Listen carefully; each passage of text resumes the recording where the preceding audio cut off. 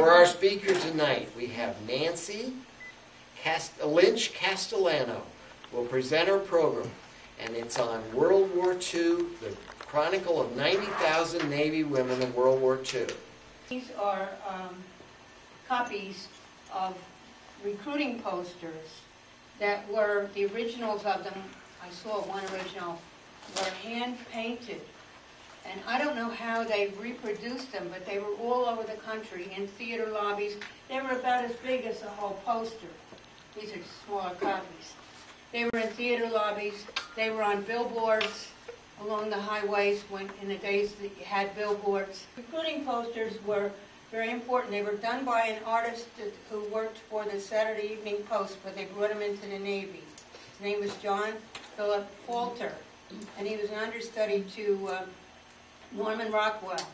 I know that this is a picture of, you can tell by the way they're dressed. It's along the Lackawanna Railroad. It's one of the stations.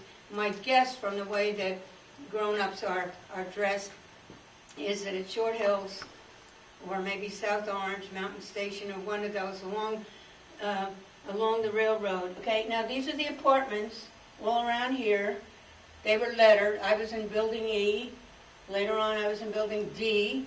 I was in Building M, Building L. We moved around, but they were all within like 195th Street, University Avenue. I don't know if anybody's familiar with that area. Marched around, yes, the USS Hunter in the city streets and so on that, as I said, were roped off.